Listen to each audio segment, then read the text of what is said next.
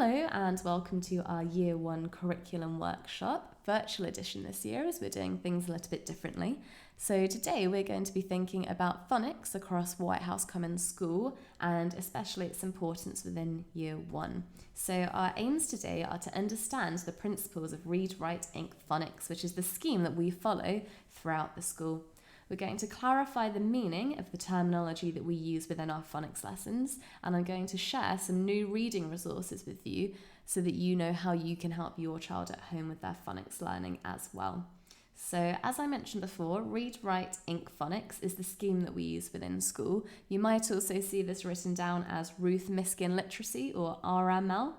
So the aim of this scheme is that all pupils gain an ability to read as soon as they can, okay? And this is the scheme that we're following within school. So we have 44 sounds in the English language, and when we teach these sounds, we don't use the letter names to begin with. So when the children are reading, we just use the sounds, and the letter names come later on when we're writing to help them distinguish between each sound. So if you look at the complex speed sound chart to the right of the PowerPoint, you can see all the different sounds that we have in our language. And for example, in the top corner, we can see that there are 3 different ways to make the f sound. Okay, so we will learn that sound first, and we will learn to differentiate those sounds by describing the letter names. So when we say these sounds, we use pure talk, okay? And I'm going to speak a little bit more about that when we get to the next slide. And we also use pictures to help the children learn these sounds. So as I briefly mentioned before, Fred talk or pure talk is how we need to say the letters in phonics and when reading, okay? And this is called pure talk because we don't place an on the end of a letter, as this can confuse the children when they're writing. So for example, we couldn't say l or m because these have the sound on the end. So if a child was spelling out dog and they said d-o-g, then it would be dogger, which could obviously confuse them when they're trying to write their letters down. So we've got to make sure that we're speaking with pure talk when we're working with the children. So usually if we were in school and we were doing a workshop in person, then I would ask for a bit of participation where I say the letter sound and you would say it back to me. However, obviously this year is a little bit different and most of you are probably at home or at work. So you can either think about how to say these sounds in your head, or if you're feeling really brave, then you can say the sounds out loud. So what I'm going to do is go through each letter of the alphabet and some more additional sounds and just show you how we would say with these with pure talk. So the first sound that we're going to come across is ah. Now this is what we would call a bouncy sound. So it's just a short sound and you could repeat it a couple of times. Ah, ah. There are also some other sounds which we call stretchy sounds, but I'll talk about those when we get to those in a second. So this is our first letter, ah. B, b, k, k, d, d, eh, eh. Now this is what we call a stretchy sound because you elongate the sound when you make it. So you wouldn't say f, you would say f.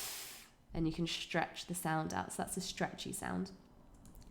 G, g, h, h, I, j, j, k, k, all, n, a,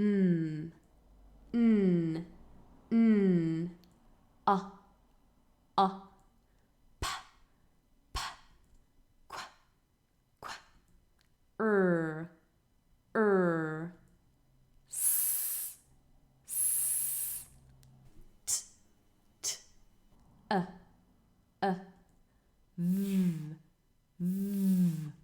v, w, x, y, z, sh,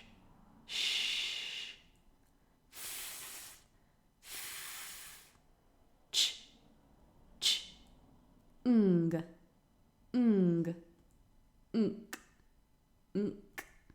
So those are all the sounds that your child has probably become very familiar with in reception when they've learnt their set 1 sounds. Once the children are comfortable with their set 1 sounds and when they move into year 1, we start to focus more on set 2 and set 3 sounds, okay?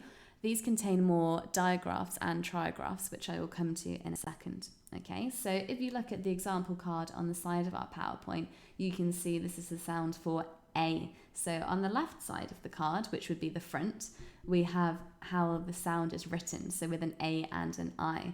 On the reverse of the card, or on the right-hand side of this PowerPoint, we have a picture and a saying that accompanies the sound. So in this case, it's A, snail in the rain. And I'm sure that your children will be able to show you that action at home. So for every set 2 and set 3 sound that they learn, they'll have an accompanying picture, a rhyme, and also in school we will do an action to help them remember which sound is which and to distinguish between those that make the same sound.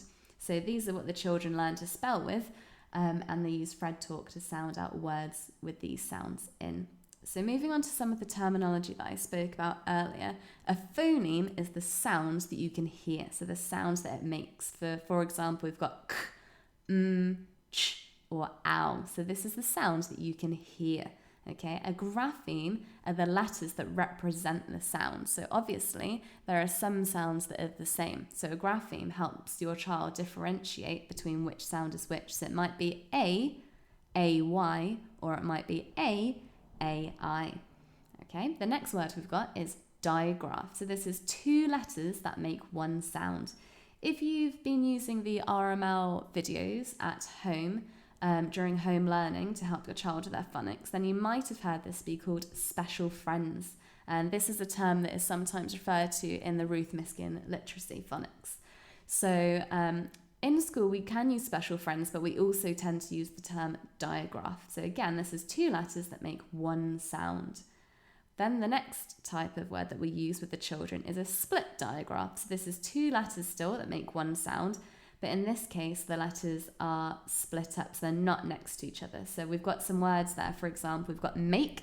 So in this sound, the A is made up by the A and the E. But as you can see, they're not next to each other. But if we didn't have the E on the end, obviously that would be mac. So those 2 letters still work together to make the A sound, but they're not next to each other. And you can see the same in smile. We've got the I sound made by the I and the E. So again, they're not next to each other, but they still work together to make one sound. The next word we're going to talk about is segment. So this is when the children pull the words apart by saying the sounds. And this is how we encourage the children to sound out words when they're reading or to help them spell when they are writing. So for example, if I was going to segment the word man, I would split it up into 3 sounds. A, n. So it's splitting up the sounds to help you hear it or spell it. And once you've segmented the words, you can then, segmented the letters, you can then blend it back together. Okay, so man, if I were to blend it back together, a, n, man. Okay, so this is how your child will read when they're first learning.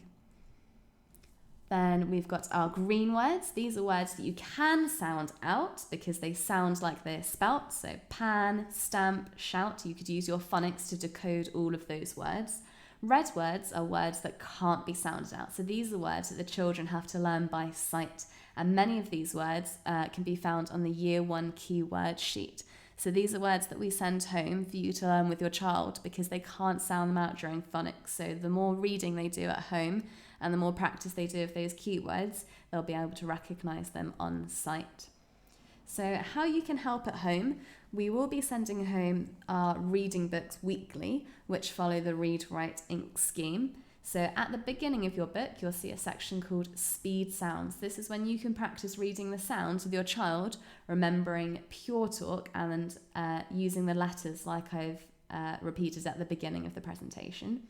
You can then move on to reading the green words at the beginning of the book by segmenting and blending them. So if you do this a few times, then your child should recognise these words before they even see them in the story. Again, the same with the red words, just practice reading those with your child so that when they come across them in the story, they will remember how to say them. Finally, in the next section of the book, you'll see a section that says key vocabulary. So these are some tricky words that maybe are specific to the book or that your child might not have come across before because they're very specific to that story.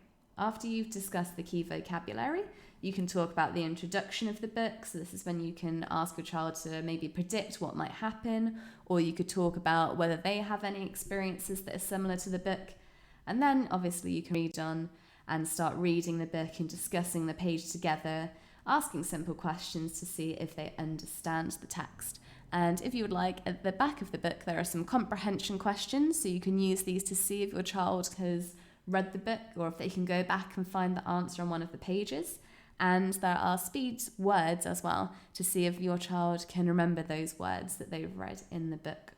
So as well as our Read, Write, Ink books, you can obviously share other books with your child. So library books, any books you have at home, and it's nice to share a range of texts. It might not be storybooks, it could be poems, it could be non-fiction, anything really to share with your children to get them used to different vocabulary. Listening to text is actually just important as reading them. So although your child does need to practice readings, they can get their segmenting and blending skills improved. It's also really helpful for them to listen to you read a book to them. That way they're still hearing the vocabulary and they're still expanding the words that they know. So these are both equally as useful. So these are just some ideas of how you might want to help at home.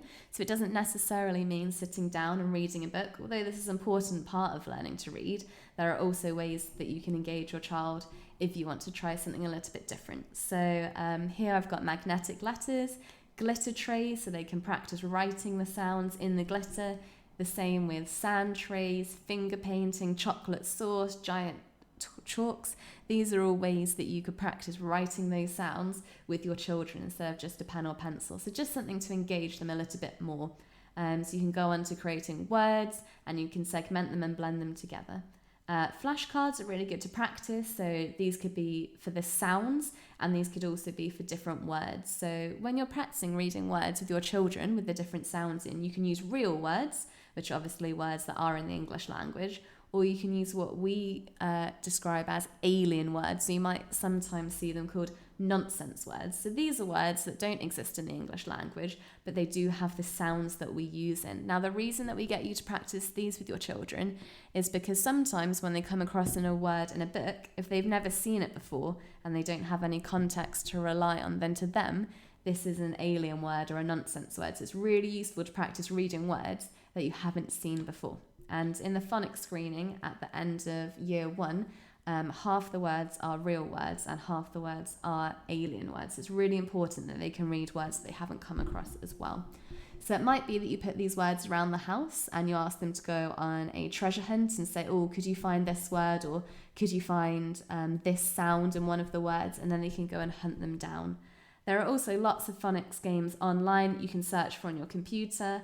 I will include a list of ideas in a pack for you after you've seen this presentation, and I've also included some other games that you might want to play at home as well. So these are just some ideas that I've gotten off of Pinterest. Pinterest is a great place to look for different ideas. Again, just making practical phonics, just making that a little bit more interesting. If your child finds it difficult to maybe sit down and read, these are a great way to get them active in their learning. So I'll just leave those there for you to look at for a second. Great, so that's the end of our workshop today. I hope that you've found it really useful.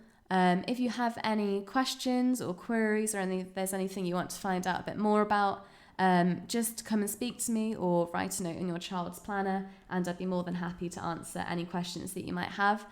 Equally, if you found this useful, that would be really great to know as well, or if there's anything further that you'd like to find out, then again, just contact me by either speaking to me on the gate or by writing in your child's planner. Thank you.